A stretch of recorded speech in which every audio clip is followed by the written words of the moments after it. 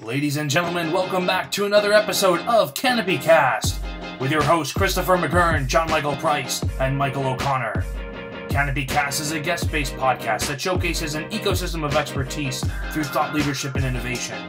We bring people together to provide value for our audience through impactful stories and experiences. Canopy Cast, an ecosystem of expertise. Today's episode is brought to you by Kitcaster. Kitcaster books entrepreneurs on top podcasts.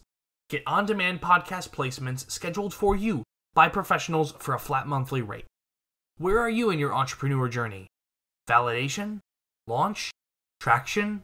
Scale? Wherever you are, podcasts will take you further. We ain't talking about small talk, we're talking about the good stuff. Real, actionable communication. Find out more and apply today at kitcaster.com. Hey everyone, welcome back to Canopy Cast. This is John Michael Price. With us are my two co-hosts, Christopher McGurn and Michael O'Connor. Today we have Greg Spillane with us, CEO of Fancy.com. Greg, welcome to the show. Hey, it's great to be here and speaking with you guys. Yeah, that's awesome. Really happy to have you on. I've been following Fancy for a while. You guys are doing some cool stuff. I think you're actually in the process of doing crowdfunding through WeFund, right? Yeah, we are. It's been fun. I was brought in as the CEO of Fancy early 2019. Fancy's been around since 2010 as the founding, and over that 10-year period, almost 12 million people have signed up and created Fancy accounts and made purchases. I think we've done over 2 million transactions in 135 countries, and so it's definitely an established company, and we've had some peaks. I mean, I think the company as a whole has raised almost $130 million of venture capital since its very beginning. But there's a little bit of a rebirth that occurred, and they brought me in early 2019, and kind of making some changes in the overall direction of the company. And we have a phenomenal investor group of people. I mean, the chairman of our board is Jim Pilata. He's a co-owner of the Boston Celtics. Francois Pinault, who's the founder and chairman of Kering, which is like Gucci and Balenciaga, and he married to Selma Hayek. I mean, he's worth $1 bazillion, and we have some amazing investors behind the company. But we went out to raise a little bit of capital and wanted to open it up to the public. We wanted to give our fans, and we've had some loyal customers who have been with Fancy from the very, very beginning, an opportunity to really take part in the future success of the company. So we are launching a crowd equity campaign with WeFunder. It's going to launch on early Monday of next week. And we're looking to raise $1 million from the public. It's going to be matched on a one-to-one basis from our board and our internal investors, and the money's going to primarily go to continue to expand the Fancy brand and growing. That's awesome. I love that. Yeah. So for our audience that's listening in, if you don't mind, give us a little bit of a background on you, because I know like you said, Fancy founded in 2010, you stepped in 2019. Yeah. What was your journey like in the business world before that? How did you get started? What were you doing before Fancy? And ultimately, like, how did you end up, becoming the CEO? Yeah, that's a good question. It's sort of an interesting journey, right? I grew up as an athlete. I huge into sports, was one of those guys that played 3 sports in high school and all those types of things. But I think I was one of those unique kids that was also sort of a computer nerd at the same time, which is kind of rare, right? Especially my generation to do both. So I got my first computer when I was 9 years old, and sort of taught myself how to code when I was in high school and those types of things. But I ended up getting an athletic scholarship. So I went to undergrad on a football scholarship, played football, was always involved in the tech side of things. But, that was really where my focus was. As with all athletes, that sort of came to an abrupt end, and the sort of NFL careers didn't pan out. And I had to decide what I wanted to do. And I graduated college in 2000, so it was just right after the dot kind of bomb, so to speak. But I knew the internet was where I wanted to be. I mean, it was just so obvious so early on to me that was going to change the entire world. So that, I made my decision that was where I was going to spend my career. Started off as an engineer, as a developer, if you can believe that. Realized very quickly that sitting behind a desk and coding things for other people was not what I wanted to do. And probably did a little bit of what you guys are doing, to be honest with you. I started an agency. I founded a tech agency at the time. We were doing, mostly software development for small businesses, and built a couple different products that we ended up taking to market. And, over a 4-year period, had an opportunity to exit the company. We sold it. We sold the assets off. So that was fun. And, it definitely wasn't something that I was never going to work again. But, a good experience. And so I ended up going back to business school at that point, because I kind of realized I didn't know anything about business, running my own company at that age, and got into the enterprise world. I spent probably the next 8 years in management consulting, working with Fortune 500 companies and doing that type of thing. And it was cushy, and I had kind of the big expense account and a nice salary and that whole type of thing, but definitely was the ultimate cog in a big machine type of mentality. The last company I was with, we had 125,000 employees, $7 billion in revenue. And even though I kind of had a big title and a big role, I just truly didn't feel fulfilled in it. And at the time, a business school colleague of mine had just taken over as the CEO of a startup here in San Diego called Bump.com, which was kind of a roll up of 4 or 5 different companies that came together. And he was looking for a guy that had a tech background, a little bit of a product type of business development person, and recruited me out of the cushy, stable, safe enterprise world and brought me into the insane, crazy world of startups. But I loved it, and I haven't looked back since. So we turned that company around. We ended up pivoting. We rebranded, became events.com. We spun off one of the divisions and sold that off to Vista.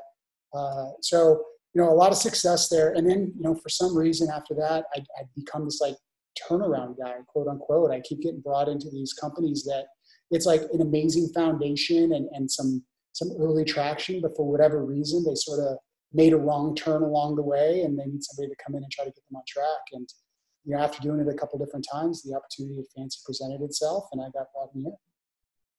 That's awesome. Yeah, it's definitely a unique brand. So yeah. Were you a fan, and were you aware of it before you got brought in, or was that kind of what is this thing, and oh my gosh, am I going to actually run this? Yes, the latter. Yeah, I don't know if I'm embarrassed to say if I had never heard of Fancy, or if I had, it had never resonated with me. So yeah, I got asked originally just to look at the company by one of the board of directors. They're based in New York. I'm based in California.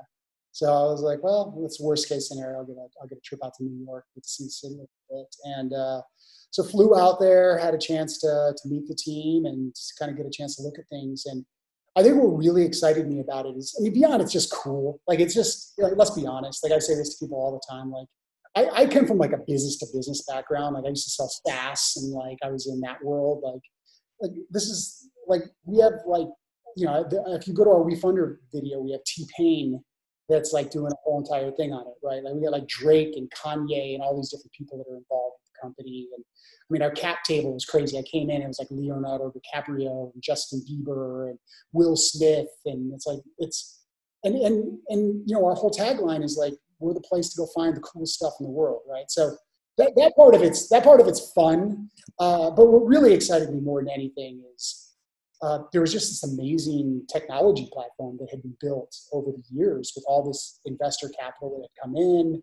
We had an email list that was going out to 1 million people on a daily basis. We had 1 million Facebook likes, 350,000 Instagram followers, and just tons and tons of organic traffic. And it was really clear real early on where the company was sort of not doing things right. So I saw a path pretty early on how we could turn this thing around and make it successful. And I just wanted to be part of it. I wanted to run the ship. So it didn't start that way. I kind of made a recommendation to the board and what I thought should be done. And the board kind of gave me to put your money where your mouth is and do it. Wow. That's great. For all of our listeners and viewers, if you wouldn't mind, like, could you just explain a little bit about Fancy in case they don't know? We're obviously at the end, we're going to be dropping links and everything too for Yeah. people to definitely check it out. But if you wouldn't mind, just kind of give us like what is Fancy exactly? Yeah. Yeah. So Fancy mobile apps as well as web. Believe it or not, our mobile apps are actually probably more popular than even fancy.com is. We got about 3 million live installs of our app right now.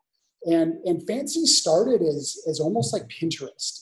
Actually, I'd read somewhere that it was described as Pinterest for dudes early on, and it was more of a yeah. I love that. Yeah. Sorry, that's hilarious. It was more of like a social sharing site, like a place where people would just find really interesting, cool, unique products and create your fancy boards. It was a place like to kind of show people your aspirations, your tastes, and what you liked. And the evolution to commerce really occurred later, with people just seeing stuff and wanting to know, how do you find that? How do I buy that? And since then we've kind of morphed into a global marketplace. We have about 800 merchants from 35 countries. We work really closely with like smaller emerging brands, and we bill ourselves as a discovery engine. That's really cool. Yeah, thanks for sharing that. Yeah, I guess another question I had, you kind of mentioned like the merchants, like what does that look like? What does that process look like as far as like, from my understanding, like you get like you have your own product and you get it on Fancy, right? Like what does that look like? Is there like a high like filtered process to get qualified? Like what does that look like? We're not like an eBay or an Etsy. Not anybody can just go ahead and sell on our site.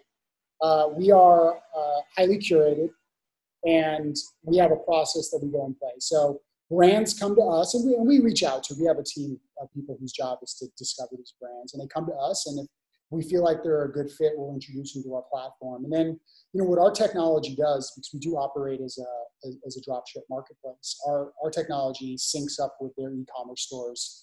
And basically has bi-directional sync. So we're always keeping track of what's in inventory, those types of things.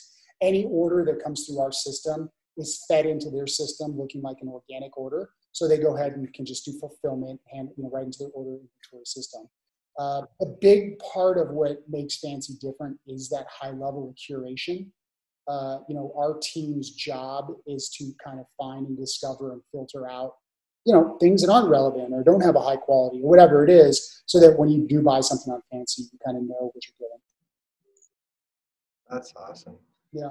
Yeah, and then I guess through, your revenue model, if it goes through their site as an organic order, are you guys getting commission on that? For people who are maybe wondering, like, I want to get my product on there.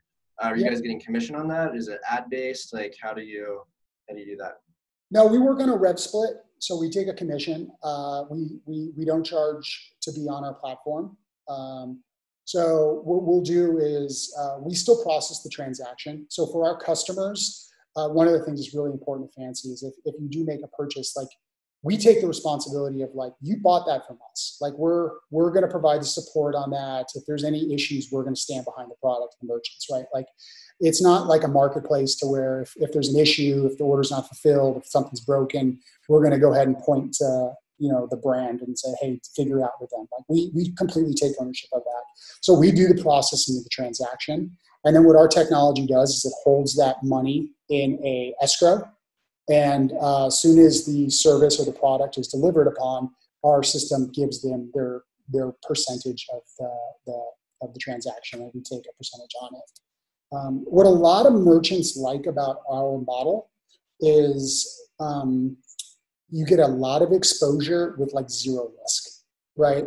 If you have I know we were talking about you guys, you have a product that you guys are taking to market, you're probably going to end up paying for Instagram ads, right? Or you're going to end up paying for Google ads. And, there's no guarantee that you're going to get a positive ROI on that. I mean, you could spend $10,000, you could do $6,000 in sales, sort of like c'est la vie, where with us, when you are on our platform, you're just paying a percentage of sales. We're sort of vested together. It's our job to drive traffic to our site. It's your job to have a great product fill on that. And at the end of the day, if we both do our jobs right, we're both happy. Yeah, no, that makes a lot of sense.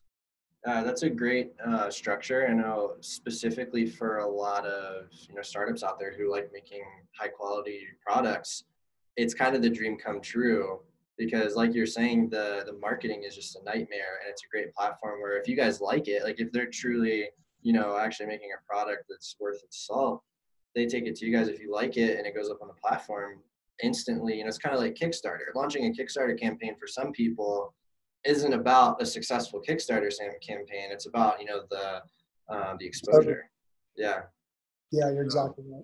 Yeah, we talk about that a lot. I mean, and I think you guys are, it's sort of evident with you guys on your own product. Like we see, and as part of our thesis, business thesis, is like this golden age of the direct-to-consumer brand. And there's so many amazing entrepreneurs that are developing and designing and creating awesome products. And in many cases, there's like a narrative behind that product, right? Whether you're using all sustainable products, or whether you're giving a portion of sales back, or why you created this and why it's different, why it's better than maybe a mainstream product that you'd see out there. And because of what technology has brought and just the ability to build something and bring it to market, there's just this influx of these awesome companies now. In Shopify, you create your own site, and there's 3PLs, so you can do your own fulfillment.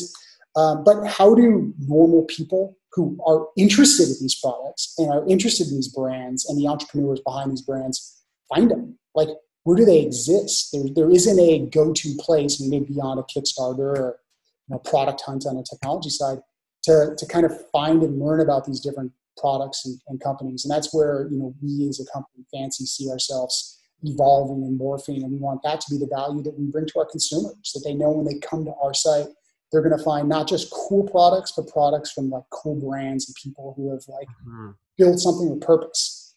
Exactly. It has a story. Everything on Fancy has a story. And I think that's very important to people. And I think in addition to that as well, like there's a level of quality, there's, a little bit of that, just that new level of quality that you don't necessarily find everywhere. And if you have something that's on Fancy and when you go to Fancy and everything you see on there, it's like, okay, like this is a craft. This is serious. It's something to be taken seriously rather than like casual shopping, right? It's not like you go on eBay or Craigslist or Facebook Marketplace. It's like, oh, like what's on here is legit. What's on here is like to be taken seriously. And I think that's amazing from the consumer side too. Just having a place where you can find that. I think that's great. I think that's fantastic. Yeah. The follow-up question from that, I know you mentioned, the perks of COVID and, being able to work at home. Was Fancy in the office beforehand? And if so, are you considering staying as a work from home company, or do you have sights on getting back into the office? Oh gosh, that's a great question. We were it was mixed. We had part of our team that was remote. We did have an office. We actually had two offices. We had an office in New York and an office in San Diego. Nobody's working from the offices right now, which is sort of sad because we have like a really nice office. It's just and I think the team appreciates it. And I think the team's done amazing. We have some, we're a smaller team, relatively speaking, but everybody's very responsible, very sort of into the Fancy sort of story, and they're passionate about it. So they're working hard. I can treat them all like adults. To answer your question more succinctly, I sense that we will find that there will be less 5-day a week, 8-hour a day in the office, even when things return back to, quote unquote normal. I think we've shown that sort of the work-life balance, the ability to work remotely, like we can all be very productive in this space. With that being said, I think it's hard to completely replace face-to-face. And I know, especially when it comes to like innovation and like high-level strategy, like not just tactical of, okay, I know I need to do this. I'm going to sit down at my desk. I'm going to knock it out and do it. But like that time where you sit in a room as a startup and you start banging your heads together going like, where are we going as a company? Why are we doing these things? Like, is this the right direction? Like I think that's really hard to replace because What I think we do miss are those like impromptu 3-hour strategy sessions where we just get in a room together and whiteboard a million things and just come up with some amazing idea that like we need to go to. It's hard to replace that with like an hour Zoom call. Yeah, for sure. I think it's it lines up really well too with especially the thought process of, CEOs and entrepreneurs when they're envisioning the company culture. A huge part of that is office culture. For whatever reason, it's the person to person, like, how do you want to interact with people face to face? And it's hard to think about, especially a new company, what the culture is going to be like without actually interacting with people. It's so true. Yeah, I couldn't agree more. I mean, and I'm a huge believer in culture, and I've been a part of good cultures. I've been a part of bad cultures. There's so much fun to work at a company with a great culture, and some of the best experiences I've had, and I would even like to translate it back to my sports and athletic background, is the teams that I've been on that have been the best teams, the ones that have gone on and won championships, are typically the teams that have the best internal culture, right? Like it's the group of people that like each other. It's sort of that band of brothers. You go to work every single day, you sweat, you have a common mission, you have a common goal, you like each other, and then you like go out there and compete and win together. And I think the same thing said about businesses and a lot of the businesses I've been with. And I think that culture, that true culture, is hard to build remotely. A quick follow-up question there. What has it been like from the beginning of, joining on Fancy? What is the culture? What was it like? What ways did you kind of change it, and where is it at now? Oh man. Loaded question. That's a good question. I like have to reflect on that a little bit because it's definitely changed.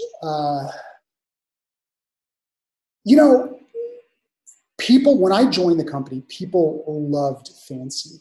Just ravenous fans. It was like an identity for who they were, that they worked at Fancy. It was a New York-based company. This is a company that was, and still is, very well known in the New York area. Kind of grew up in the streets, like very urban, tied in with the culture. I mean, when I joined, we had New York Mets running into our office. We had guys in the New Jersey Nets, the Brooklyn Nets coming in, like a lot of like hip hop stars. People were like involved and knew it, and the employees loved being part of that. So that was really cool. Like that, just everybody really believed and felt good about the company from that perspective. The part that I think that we've changed, because I still think that some of that exists, but I think where we've changed is the company had gotten pretty beaten down. So, I mean, let's just be honest, like you don't bring in a new CEO if everything's going great, right? There were some issues, there were some problems, there were some financial issues. They couldn't figure out a way to get profitable. They were losing a lot of money. They got to a point where they couldn't raise money anymore. So the culture was a little beaten down. And I think people were very nervous about their jobs, and they kind of didn't know where the company was going. It felt like we were sort of in this limbo spot of, I love Fancy, I love being a part of this. I don't know if this is going to work, or I don't know how this is going to move forward. And I think what we've been able to do, and I hope I've been able to do it. I mean, it's really the team that ultimately has made it happen, is bring a sense of direction and a sense of purpose back to where we're going as Fancy. So now we have that culture of people who still feel very passionate about the brand and just love being part of the company. But I think we have that renewed enthusiasm of hope. Like we're building something again, and we're moving towards a direction, so there's an end goal of where we want to get to. And that's probably the most fun part about being a startup, right? Versus maybe more established sort of big Fortune 500 company where it's like, yeah, I show up to work, I get paid nicely, I'm doing my job. With a startup, you're building something. And when you build something, you kind of have an end goal of what that final product looks like. And I think with Fancy, we're starting to get back to that, and the team's sort of rallying and motivated around, building towards that and being proud of not just Fancy from its past, but like being proud of building a future version of Fancy. That's a really powerful outlook. I love just the way you described the journey. Yeah. The culture of a company is, it's not just a single point in time. It's a journey, because it's a human thing. Yeah. And it's all about the people who are there. I love the way you described that. And I guess just another quick follow-up question. I'm loving this this topic of, what do you think is kind of the most crucial part of culture, and then what do you think is a part that a lot of people think is important that in your experience really isn't? Some good questions, man.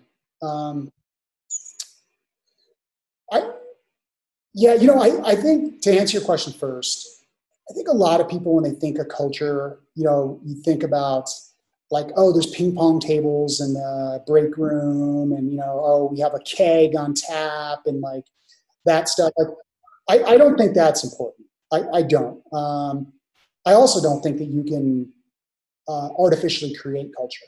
And I've come into a number of different companies and startups, and some with good cultures, some with bad cultures, and I've learned that, I would say the hard way, but I've learned that you can't.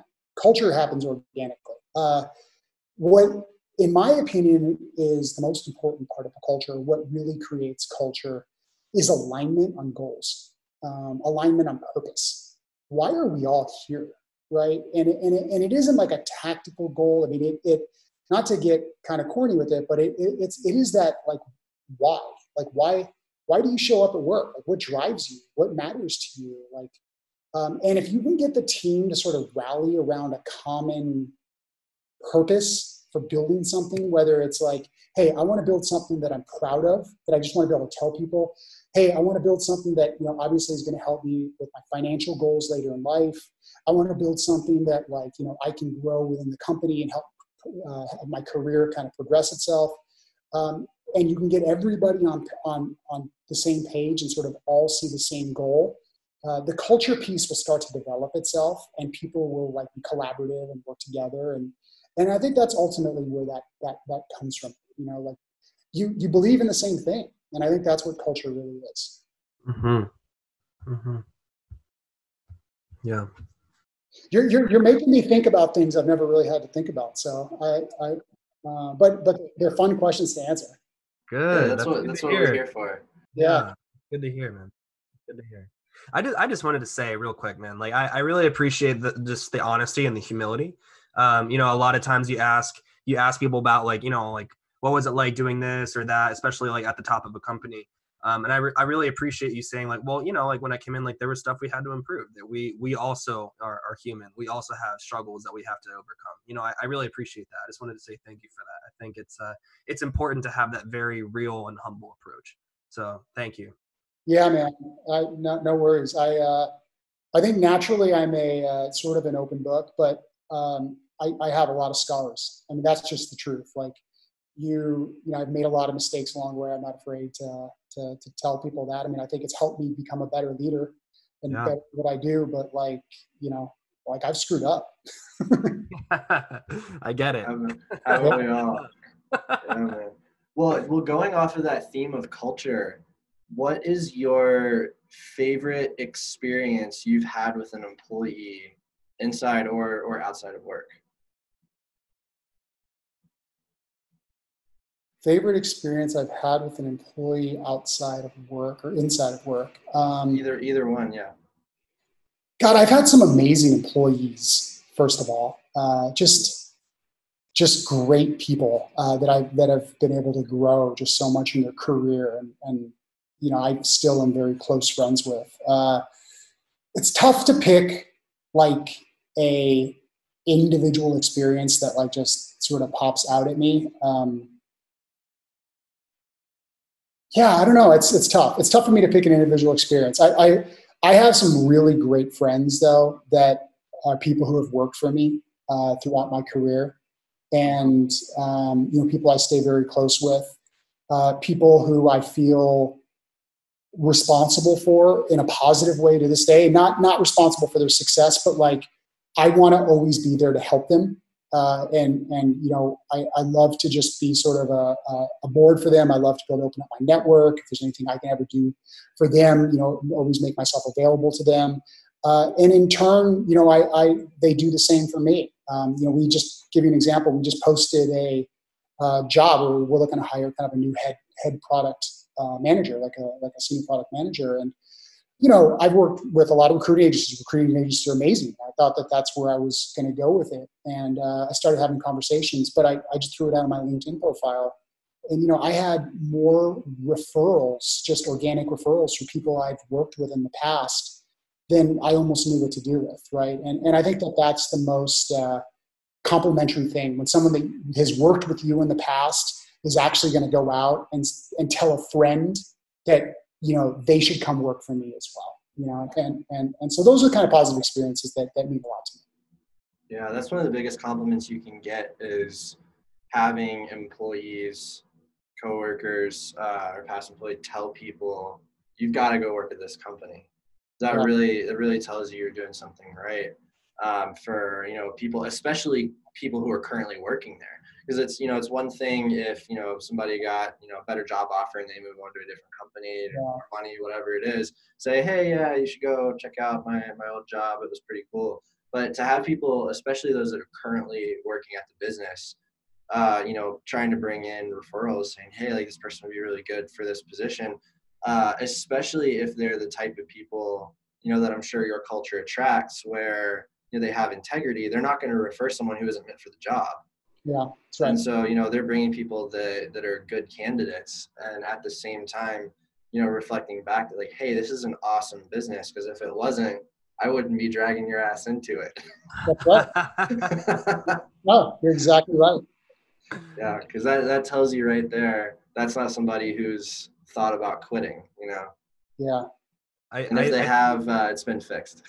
I was just going to say, I think it's amazing when there's something you believe in and you're able to get other people to believe in the same thing as you, and to get other people to believe in that. Like it's so powerful, like, just to experience that, to share that joy, to share that excitement, that zeal, that fervor, for the same goal, that same mission and vision. I think it's one of the most rewarding feelings out there. It really is. It really is. And that's what I love about these startups. I mean, there's so many ups and downs, and you know, I think at the end of it, I've been lucky with it. But I mean, my wife, like, she knows me. She's just like, all right, do what you gotta do. But every time I would come home and, you know, there'd be a new thing or a new company or a new opportunity, it's always like, oh my God, Greg, like, what are you doing? Because it is such a roller coaster, right? And, you know, there's no stability, and it's a tremendous amount of work, and it's a tremendous amount of energy, but the rewards, and I think you're kind of touching upon them, is that's what makes me love it, why I like to be a part of it. Yeah, and we just got off a podcast earlier, where, you know, we were talking about entrepreneurism, and when you have ideas, you know, what are next steps? Because the person was telling us, you know, like, I've had some great ideas, but I just kind of, like, get stuck at the idea phase, and I don't really, like, go forward. And he said, you know, what's the next step? You, like, you know, even if it's like on a scale of, you know, 1 to 10, even if it's like a 5 or a 6, do you build out the business plan? Like, what do you do? And he's like, what's the first thing you have to do? And I said, you have to get excited. Yeah. You got to get excited. If you can't get excited, then it's not going to go anywhere. If you can get excited, you'll make it happen. That's right. And that kind of leads into my next question. This is probably pretty loaded, but I want to know, how does Fancy handle intrapreneurship? Yeah, I would say that we encourage it. Absolutely encourage it. You know, I one of the things that I did with my team, you know, truthfully, and you know, and maybe to your point, humbly, was, you know, when I joined the company, I was very honest with my team. Hey, look, I'm not the expert in Fancy. Like, I'm not an expert in this brand. I'm not an expert in this product. I'm not even going to tell you I'm going to be an expert in e-commerce marketplaces per se. What I can do is, you know, here's my skill set, and this is what I'm bringing to the table. But at the end of the day, like, you're here because you are the experts, and I'm bringing you here because of your experiences. When I hired for that. I brought people in with relevant experience that filled, you know, particular roles in our company. And then it was very much being honest with them with, like, hey, look, we have to evolve, and we're going to evolve at a company. Don't expect me to tell you what that evolution is going to look like. I'm going to mediate it. I'm going to make the final decision. I'm going to be responsible for it, good or bad. You know, at the end of the day, you're going to get all the credit. I'll take all the blame. That's fine. That's my job. But at the end of the day, I need the team to come to me with ideas. it took some time. I'll be honest with you. Like, the team didn't think that was different for the team for a little while, and it took a lot of conversations for the team to really start feeling comfortable with that. But I think that the biggest transition that we've made, since I've been here, is maybe 4 or 5 months ago, where the team really embraced that concept and started to take ownership over Fancy and the direction we went into, and started to feel comfortable sort of making the changes and innovating and doing things differently, that the experience of the platform has really sort of skyrocketed and going in that direction. That's awesome. And then quick follow-up to that, do any of the employees at Fancy have products in the store? Yes, they do. Really? Our head of engineering's wife has a jewelry line that she sells through the platform. That's so cool. That's awesome. That's awesome. That's super cool. I love that, because there's the whole community aspect to that. Then, yeah. Like Fancy in and of itself already has the community on the platform, but now it's like, even like with the employees and the employees' families, like even down to that level. Yeah. That community. I love that. Big fan. Yeah, that's cool. Wow. And I think, I guess a quick question from me, that creating that environment, like you said, it was, maybe it was kind of tough. Was there a moment or a conversation or an experience that you shared with your team that kind of flipped the switch, or was it really a more gradual kind of process? It was gradual. It was multiple conversations. Just being completely just transparent about it. I think it also involved the transitioning of an employee who was in a little bit more of a senior position, and I think that person had a hard time grasping that, and it just wasn't what they were comfortable with. And unfortunately, that's part of any company. You have to make tough decisions and tough change sometimes. And, that was a change that we made as a company. And I think what it did is it freed up some of the people that were, quote unquote, under that person in an org chart setting to feel a little bit more empowered and free to make some of those decisions and feel comfortable sort of taking ownership over those things. Mm-hmm. I think that's the hardest thing. I always say it with interviewing people I've said it at other companies, like, if you're the kind of person that expects to come in here and have a binder dropped on your desk of like how to do your job, like, you shouldn't be at a startup. Like, there is no binder. There is no binder there, right? Like, you're gonna create the binder. That is so true. And I think that's hard for people, and sometimes it takes people, especially people who've come from bigger companies, some time to like get comfortable with that sort of, oh, you mean I can sort of, I'm not do whatever I want to do, but like, oh, you mean we can kind of like, I can just come to you with an idea and you'll say yes, and then we can just do it. And it's like, yeah, that's okay. Yeah, there's something that we've talked about on other episodes, and even just internally, something we've talked about a good bit is we call it ceilings and walls. Mike, I always love throwing Mike under the bus. It's just a thing. So, Mike, would you mind explaining to Greg about ceilings and walls and what we do? And there goes our tradition again. We try to throw Mike under the bus at least once. At least once. I didn't do it last time, so I really need to get back on it here. It's all classic. But our whole thing with ceilings and walls, as Chris was saying, there's the idea of the glass ceiling of these barriers. And then that's the vertical spectrum. And then on the horizontal spectrum, you have these walls. And something that we kind of encountered through our tech agency and our other ventures that we're starting as well is sometimes we'd hire someone and they'd be doing a certain job, and maybe they're not doing so well, or they're kind of struggling. We have a conversation, and it turns out they're more interested in something else, and having the flexibility to say, oh, we can move you horizontally to another department, and kind of and then have seen insane results from that. Like, it's amazing to see the kind of having the flexibility, especially like you said in the startup field, having the flexibility to break down the ceilings and the walls of that whole work environment is so powerful. And seeing people come out of their shell and just kind of spring to life when they get that match quality is just amazing. Yeah, that's awesome. I love that. my team always makes fun of me. I have a tendency to turn everything into a sports analogy. I think that's my sports background. But sometimes, like when we're hiring, when I'm hiring, I almost feel like it's like I'll hire for talent, and it's kind of in a similar situation where it's like I'm talking to someone, I'm like, your background isn't exactly right for this role, but like you just like I know I can find a place for you in this company. Like you're the kind of person I want to work with. Like you will make us a better company by being here.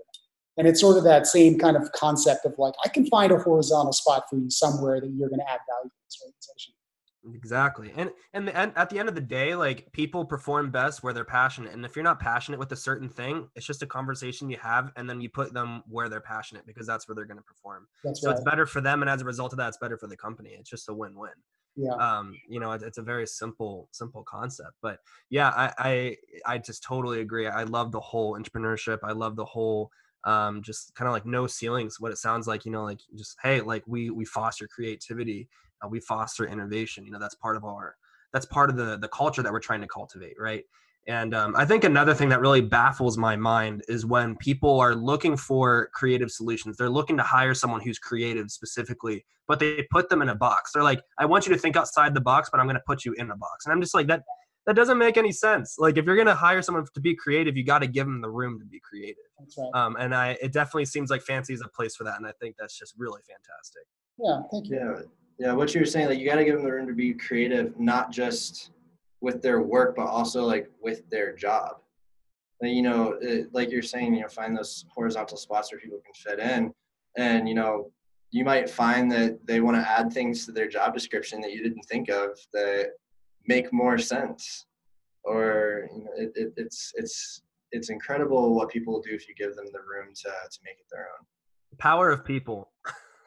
Totally, right? And if you hire the right kind of person, and I'm sure, look, you guys are all entrepreneurs, right? So you're perfect examples of this. Like nobody told you exactly how to do the things, how to start your agency, how to start your podcast, how to create a new product to bring to market, right? You guys had sort of the ingenuity and the wherewithal to like figure it out and the desire to figure it out. And if you hire that kind of person and you put them in the right role, you got to be able to trust that they're going to be able to figure it out too. So even if someone's never done it before, that doesn't necessarily mean they can't do it and they can't do an amazing job of it if you sort of trust them and you give them the flexibility and support to do it. Exactly. That poses a really, really interesting thought for me. So this is actually based on a post I saw on LinkedIn from someone that I follow pretty closely. I'm not sure if you're familiar with Alex Lieberman over at The Morning Brew. He's an awesome guy. If you're not familiar with The Morning Brew, you should definitely check him out. Okay. Same for everybody listening in. But I saw a post from him, and he was saying that they're looking for a product manager, and he got tons of referrals from a bunch of people. And he was saying that he was specifically looking for someone who had that entrepreneurial spirit, possibly even started several companies of their own. And I was sitting there thinking, that's a great idea. Finding someone for manager position. President, vice president, whatever that is, that has an entrepreneurial spirit, because you really need that person to come in and rewrite the binder, as you're saying. Like, if you're looking for someone to hand you a binder, this isn't the job for you. And they're in startup phase still, but they've grown to a pretty intensely sized company for the time that they've been around. But what got me thinking about that is kind of myself as an entrepreneur, and that, he was saying he was looking for someone kind of with that mindset. And I was sitting there thinking, that's great to have that energy. But if I'm hiring someone, and I was thinking about myself and putting myself in his shoes, if I'm hiring someone who has started several companies and now they're coming to join us, that means that they've failed. Because as an entrepreneur, you're going to have businesses that don't work out. But I don't truly believe that an entrepreneur is a failure until they give up on being an entrepreneur. And so I was going to kind of see if you had any thoughts on that. Have you hired anyone who was an entrepreneur, now they're working at Fancy, or worked with anyone like that? And how was that kind of in the environment for them, working for another company after they had stopped being an entrepreneur? Yeah, it's a good question. I'm actually, in process of interviewing somebody right now that very much fits that bill. I don't ever fault any entrepreneurs for companies that don't make it. Entrepreneurship is really hard. And, if you are somebody that's able to get a company off the ground, get a product to market, and operate for an extended period of time, even though at the end of the day that company may not become a success or you don't have a huge exit or whatever it is, that does not mean that person failed, in my opinion. So I would never hold that against somebody.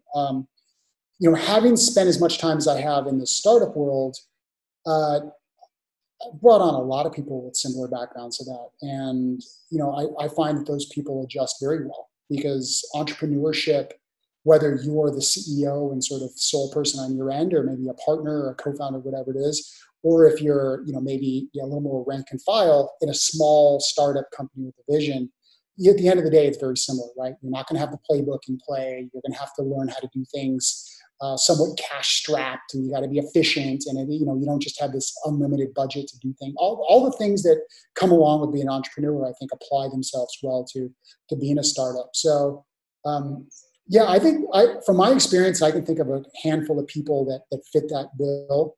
I think they've adjusted really well and have been great teammates for me throughout my career. I can tell you from firsthand, though, that it can be hard for an entrepreneur, or, quote unquote, I don't say fail because I don't believe that exists, but an entrepreneur to leave that world and then go back into the Fortune 500 world. Yes. I think the Fortune 500 world will judge that person much differently than somebody like myself who's still running a startup.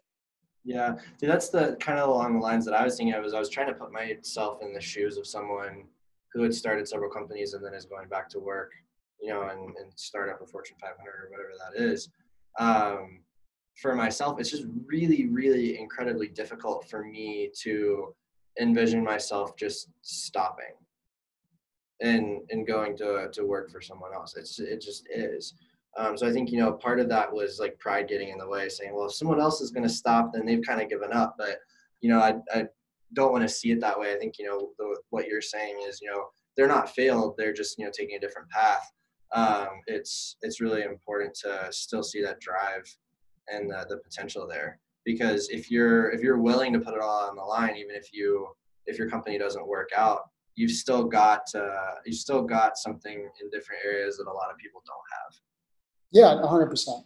And look, if you're the kind of person that is driven to do the crazy stuff that we all kind of do working in this world, you're probably not going to be happy as like I say, a cog in a giant wheel, right? Like it's not who we are from a personality perspective. Like we want to, I think with me, I don't know if ADD is the right word, but I think part of me that got me into my role is like, I'm just interested by lots of stuff, and I get kind of easily bored, right? And when you work at a bigger company, and I've worked at bigger companies, you sort of do the same job over and over, and it's like not exciting anymore, and it becomes kind of like methodical, and that's not who I am, right? I like the new challenges, I like the new things. I almost, in some ways, prefer when the world's on fire, right? Like like my days go faster. It's more exciting. It's more interesting. And if that's your personality, you're probably going to do way better in an entrepreneurial setting than you are in a big company where like you got to roll and it's kind of got all these little bumpers around you and you show up to your 3 or 4 meetings a week. And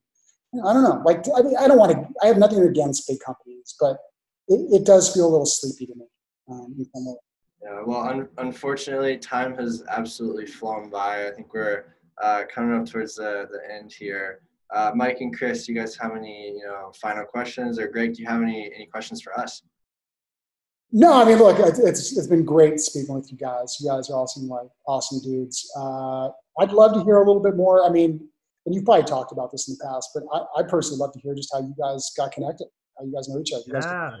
Yeah. We actually all just met in college. Yeah. So I met Chris and Mike separately, introduced them later. And yeah, we kind of started, I think we all met freshman year, but we didn't really start becoming friends until sophomore year. But I was that person going to college. A lot of people get there and like, okay, where are the good parties? And my mindset was, who am I starting a business with? Like, where are my friends at? And so that's kind of just what our friendships, just really, work themselves into. And sophomore year, we started talking about starting a business together, and we all had a bunch of good ideas, and we couldn't settle on one. And we ended up saying, you know what, like, why don't we like make all three of us happy and, start an agency that involves all of our backgrounds. Like, let's do marketing, design, and tech. Yeah. And so that's what we did, and that's how we started Chameleon. And why we named it Chameleon, because we wanted to be adaptable. We wanted to interface with whatever company needed our help coming in the door. And that's just kind of how our friendships evolved, was friends first and awesome business partners later. It's awesome. By the way, that's the freaking dream, right? Like, we really close friends from college get to start a cool company together and build it up. And I mean, like, what else can you ask for? Exactly. It's a blast. It's a blast. Awesome. Well, I have zero doubt that you guys are going to be wildly successful. So thank you. If there's anything I can ever do to help you guys, or let me know. For sure. I really appreciate that. Thank you. Yeah, I think for my last question, something I love to ask is, what is the greatest thing you've learned from one of your employees? Because being in the C-suite, all that kind of thing, like it's the stereotypes there for a reason. It's like, oh, like the cigar chopping CEO, but like let's be honest, we all learn from our employees. Like, what's the greatest thing you've learned from an employee? It's about the people. Truthfully, business school, one of the things, business school is based on case studies, right? So, they give you this scenario with all this data and supporting facts, and your job is to come and put together a recommendation on where, how would you handle a certain scenario. And early, getting back into the startup world and after business school, I approached business very much like a business case. Like, here's the scenario, here's what it is. And I in some way treated people as like movable pieces, the same way, anything else would be. What I learned from several employees is that's, even if you have the right answer and the right strategy and the right, kind of tactics put in place, if your people don't believe in you and they're not on board and they're not buying into it, you're going to fail. And it's much more about winning sort of hearts and minds. It's about understanding what drives individuals. It's about motivating. It's about inspiring. And then the strategy and all that piece is important too, don't get me wrong. But if that doesn't happen, if the people don't want to be part of your team and they don't believe in you, they don't trust you, they don't trust the vision, all the other stuff is going to fail and it's not going to work. And I learned that, like I said, I got some scars. I learned that the hard way, with quite honestly losing some good people because I don't think I took enough true interest in who those people were and what mattered to them. Mm-hmm. Yeah, that's really true. Going along the same lines, I had the exact same experience with a case study in grad school. I went to University of Denver, and a master's in management, and it was really interesting because we had a case study on a company right after 9/11 happened, and they were facing the difficult decision of what to do with their money because they were losing a lot of revenue. They were on the brink of shutting down. Who do we lay off? That type of question, and it was a giant spreadsheet problem of who are you going to lay off? You have all of your employees. You didn't have any reports on how well they were doing. It was just what their position was, how much they were getting paid, and if you decided to lay them off or not, how much money you would save. A couple other factors, like you could, defer rent and everything. And it was really interesting, but we were proposed this problem. We had to turn it in. And I turned it in a couple of days early. And I told my professor, I was like, if you don't like this answer, I'll redo it, but this is how I feel. Mm-hmm. And part of it in class was her saying, like, part of the problem is you have to lay someone off. Because if you don't, you're going to end up negative. And I turned it in and I said, here's my solution with all the numbers without laying anyone off. And she said, well, you can't do that. And I said, well, here's my explanation. If you go to all the employees and you say, this is how many people I need to lay off in salary. I'm going to divide that by all of the employees at the company and say, you're going to all take this much of a pay cut for the next 3 months so that we can keep everybody on board. None of the employees are going to say no to that. And if they do, that's the person you let go. Oh, interesting. That's a little. That was a little twist at the end. I mean, but it tells you, you know, who's on board and who's not. Yeah, true. I mean, because if they say, you know what, no, I'm not taking a pay cut so other people can keep their jobs, then they're not in the right mental space to save the company and to be, you know, positive in your culture. That's right. How did the professor react? In A.